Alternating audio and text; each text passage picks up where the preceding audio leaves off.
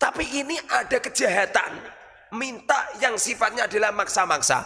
Bahkan mereka menyodorkan sebuah syafaat, atau mungkin ngancam-ngancam tidak mendapatkan syafaat dari baginda Rasul. Bahkan pinjam motor katanya cuma 1 hari 2 hari. Apa yang terjadi? 1 minggu, 2 minggu, 1 bulan nggak dikembalikan. Lalu kita punyanya cuma uang 500.000. Habib mohon maaf, ini ada uang 500 bib, udah nggak usah dijual ke saya. Ini untuk Habib saja. Apa yang terjadi? Marah-marah. Bahkan mengatakan ulama fusak gitu. Pada akhirnya kita hutang-hutang. Walaupun setelah kita hutang itu kita juga terseok-seok untuk membayar.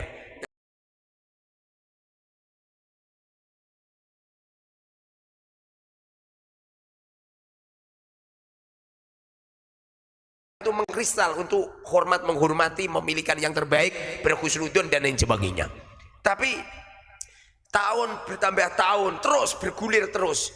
Ini nampaknya mereka yang ngaku-ngaku sebagai dzurriyyah Rasul. Ini kelihatannya ada celah-celah yang kita ini iskal, sangat-sangat iskal.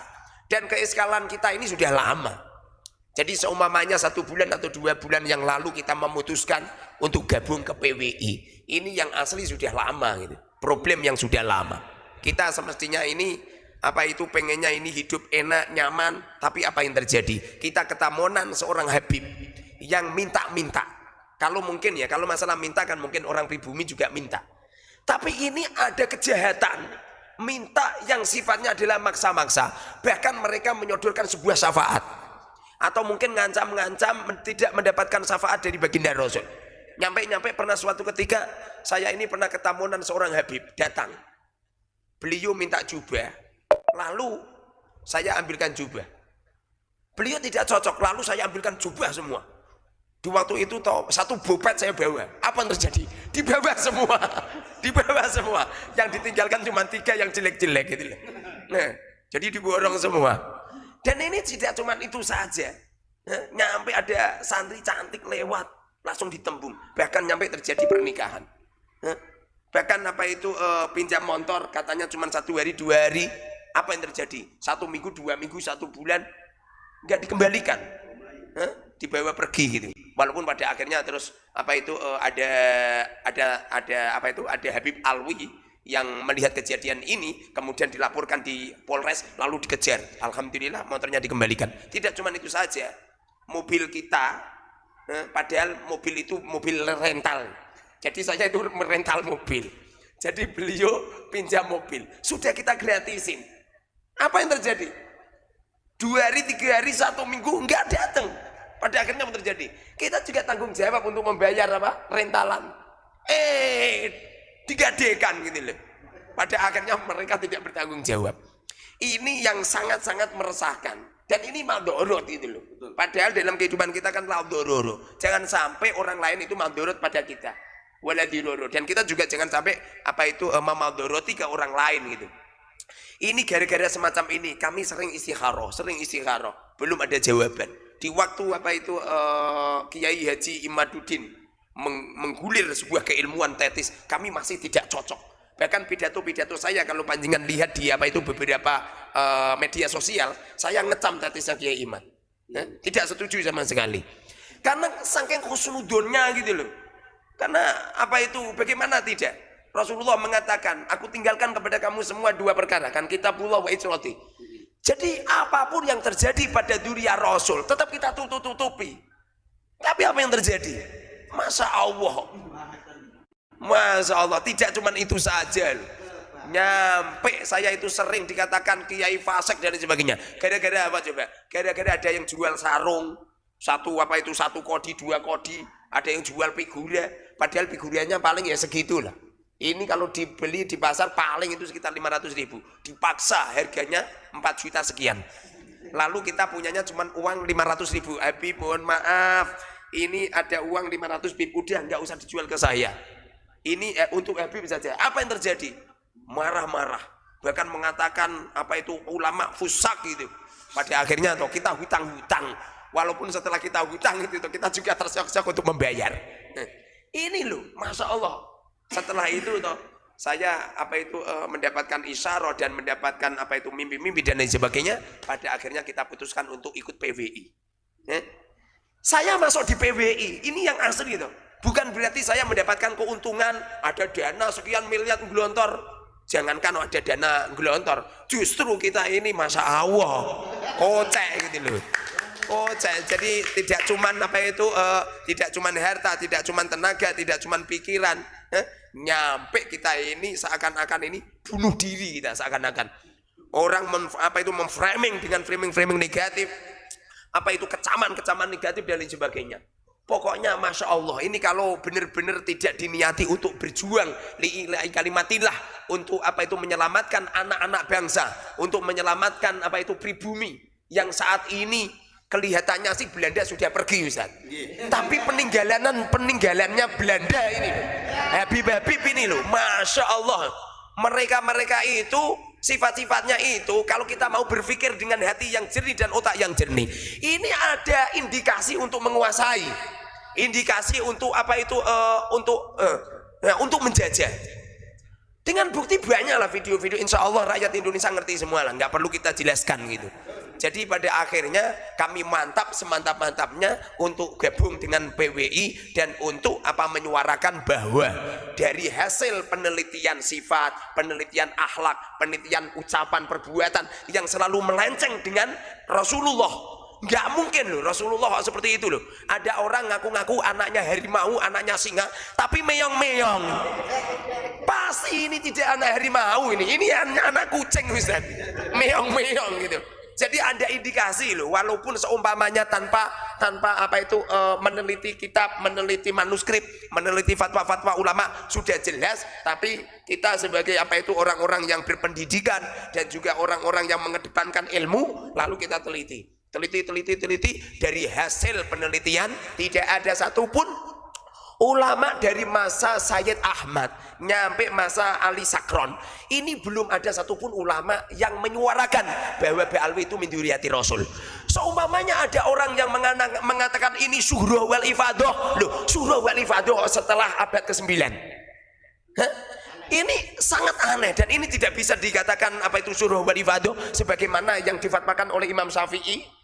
Bisa menetapkan sebuah hukum apabila ada Syuhra wal Ifadah gitu. Jadi pada akhirnya kita mantep semantep-mantepnya, tidak perlu ragu lagi dohirun wa batinan bahwa semua habaib Ba'alwi mereka adalah dzurriyyah Rasul palsu. Angkatan Pak Kiai, ini kan kemarin itu ada yang ngirimin video ke saya, tapi videonya TikTok. Jadi ada penyampaian begini, itu katanya bahkan punya si Muharrar Khudori ini dia pengkhianat, dia sudah khianat kepada Robitoh Alawiyah. Itu loh, maksudnya gimana tuh? Menurut tanggapan jenengan? Iya. Saya ada tuh kirimin videonya itu ke Gus Mujib. Iya. Bismillahirrahmanirrahim.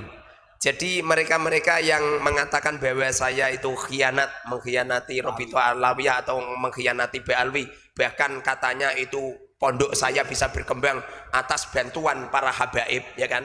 Itu yang pertama kali itu semestinya yang ditanya itu yang komentar itu. Sebab yang diinginkan itu apa gitu. Yang pasti kami belum pernah mendapatkan bantuan dari Habib 1% pun untuk pembangunan pondok, belum pernah. Kalau masalah Habib datang pengen bantu lalu ngukur, kemudian nggak jadi, datang lagi ngukur lagi, kemudian nggak jadi lagi, lalu datang ngukur lagi. Jadi ngukar-ngukur, istri saya itu nyampe ngomong gini, loh ini ya Habib mau pekerjaannya ngukar-ngukur, nyampe beliau wafat itu pernah. Jadi ngukar-ngukur nyampe beliau wafat itu pernah. Jadi nggak benar kalau pondok saya ini dibantu sama Habib, bahkan pondok saya maju pesat karena jasa-jasanya Habib, itu nggak benar itu. Kami bisa membuktikan semuanya. Terus yang bikin panjenengan Pak Kiai sampai mantap karena terkenal sebagai muhibin yang kuat ya, sehingga ada orang yang berani berstatement bahwa Muharrar ini sudah hianat kepada Ba'alwi, berarti kan itu mereka sudah paham bahwa jenengan ini muhibin kuat. Iya. Nah, yang membuat jenengan bisa terlepas dari kengkerangan muhibin itu apa sih? Dari pengalaman kami yang bertahun-tahun ya, kami didawiri sama Habib-Habib itu, minta uang, minta barang dan lain sebagainya. Bahkan pernah suatu ketika saya itu kan kebetulan bangun, kebetulan di samping saya itu herbil banyak. Saya ketamunan Habib membawa pick up. Itu herbal saya diangkut semua. Bahkan semen-semen juga gitu diangkut gitu loh. Jadi kami ini yang asli sudah SK lama gitu loh. Mosok Duriya Rasul seperti ini, mosok Duriya Rasul akhlaknya seperti ini, mosok Duriya Rasul malah merugikan dan lain sebagainya. Selain itu yang asli yang menjadikan kami mantap. Itu suatu ketika kami mimpi. Ini yang asli si ilmu sir ya. Saya harus menyampaikan karena ini adalah jembatan kami bisa mantap nyampe bisa seperti ini gara-gara Syekhina guru kami, tidak perlu kami sebut karena ada beberapa orang yang hasut kalau guru kami sebut. Jadi kami itu nganter istri ke pasar. Jadi setiap jam 2 kan pasti saya istiqomah ngantar ke pasar. Ngaji saya sama santri itu dari setelah subuh nyampe jam 2 malam. Biasanya setelah jam 2 langsung kami ngantar ke pasar. Tradisi kami dari sejak kecil memang dawamil wudhu ya. Jadi nggak pernah kami dalam keadaan hadas. Suatu ketika kami duduk, kami tidak tidur. Cuma kami ini diberi keistimewaan oleh Allah. Sudah lama saya itu bisa mimpi dalam keadaan terjaga. Jadi seumpamanya orang itu mengomentari saya, memframing yang jelek silahkan. Yeah. Yang paham tentang ini adalah orang yang pernah ngalami. Jadi saya ini sering nyupir mobil mimpi. Terus duduk mimpi. Dan di waktu itu saya duduk, istri sudah keluar dari mobil dan mobil sudah saya kumpulin sudah saya kunci. Biasanya saya pengen tidur biasanya, tapi belum tidur. Enggak begitu lama, Syekhina datang kemudian bilang gini, Muharrar, kamu membuat diskusi dengan habaib, membuat diskusi besar-besaran dengan habaib tentang nasab Alwi. Di waktu itu yang saya pikir adalah pengajian, karena saya ini termasuk orang yang paling ahli membuat acara. Jadi kami itu kalau membuat acara Ustaz tidak pernah mempersiapkan. Seumpama ya besok itu ada pengajian akbar, walaupun butuh sekian ratus juta saya berani. Jadi tidak perlu persiapan. Di waktu itu saya mikirnya pengajian, lalu saya tanya sama beliau, Yai membuat pengajian akbar Yai? Lalu beliau dawuh, tidak, membuat diskusi dengan para habaib tentang silsilah Ba'alwi. Terus saya matur, oh nggih Yai. Lalu beliau memberi dompet sama saya. Lalu dompetnya saya pegang, saya letakkan. Lalu Romo Yai hilang, hilang. Di waktu Romo Yai hilang, saya masih ada di tempat supir itu. Ini dompetnya masih ada. Saya pegang telur besar, mungkin telur banyak ya. Jadi saya gini kan, ada dompet warna hitam, ada telur di dalamnya. Saat itu juga langsung saya menulis di media sosial, mengadakan diskusi sama habaib. Pagi hari banyak habib-habib, banyak muhibin yang yang siap, bahkan ada yang pengen menyambungkan dengan rumel dan lain sebagainya. Tapi saya bilang, saya dipesan Romo Yai tidak sama pribumi. Kalau sama pribumi berarti saya gelut sama saudara sendiri. Tapi kalau sama Ba'alwi berarti kan jelas mereka imigran gitu. Setelah itu ada beberapa habib yang ngebel. Di antaranya ada habib tidak perlu kami sebut namanya, dari Tegal, yang siap datang ke tempatku, bahkan beliau video call. Di waktu itu juga video call sama istrinya juga. Katanya beliau masih kerabat sama Habib Lutfi. Lalu beliau bilang gini, ini Muharrar ya? Iya Habib. Beliau mengenalkan semuanya namanya. Lalu beliau bilang, kamu nantang ngejak debat ya? Enggak lah Bib, saya pengen diskusi, bukan nantang Bib. Itu yang mengatakan nantang itu netizen Bib yang memframing tulisan saya.